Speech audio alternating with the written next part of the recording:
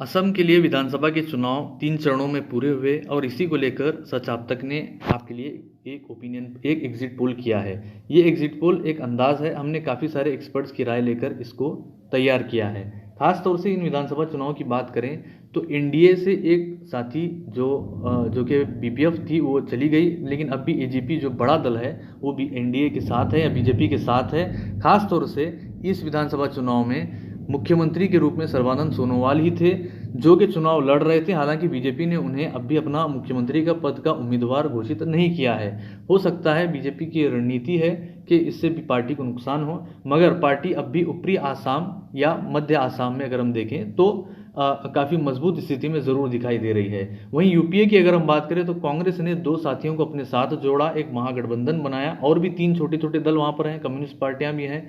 इसी वजह से कांग्रेस को लग रहा है कि ये एक चुनाव उनके लिए काफ़ी बड़ा टर्निंग पॉइंट हो सकता है।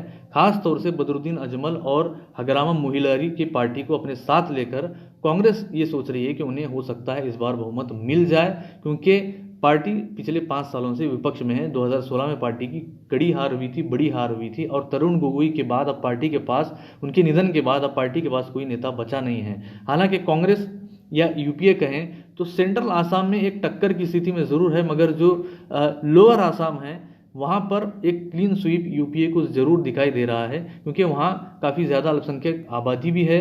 और बोडोलैंड में अगर हम देखें तो बोडोलैंड एक इस चुनाव में खासतौर से टर्निंग पॉइंट साबित हो सकता है।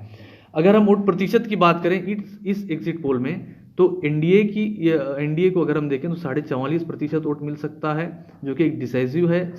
या फिर कहें तो 45% के करीब भी ये वोट जा सकता है। 2.5% का एक अंतर है। यूपीए को 42% वोट मिल सकते हैं तो अन्य को 13% वोट मिल सकते हैं। एनडीए को अगर हम इन्हीं सीटों में परिवर्तित करें तो 65 से 75 सीटें उन्हें मिल सकती हैं। बहुमत के लिए 63 जरूरी है, 126 की स्ट्रेंथ है। ऐसे में बीजेपी एक तरीके से देखें तो आसानी से सरकार बनाती हुई दिख रही है, जो कि एक एग्जिट पोल का अंदाज है। यूपीए को पिछले बार की तुलना में फायदा बहुत ज्यादा है, मगर बहुमत से अब भी पार्टियां ये या गठबंधन दूर है। 48 से 58 सीटें उन्हें मिल सकती हैं।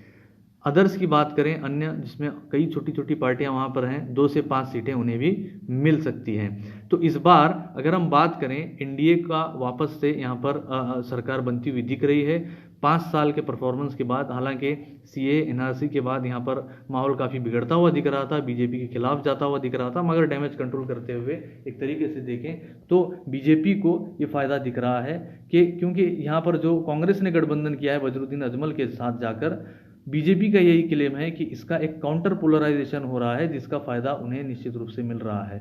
अगर ऐसा होता है तो निश्चित रूप से बीजेपी की सरकार, जो हमारे एग्जिट पोल का अंदाज है, बनती हुई दिख रही है आसाम में। हालांकि नतीजे तो 2 मई को ही आएंगे, तभी पता चलेगा कि राज्य में किसकी सरकार बनती है।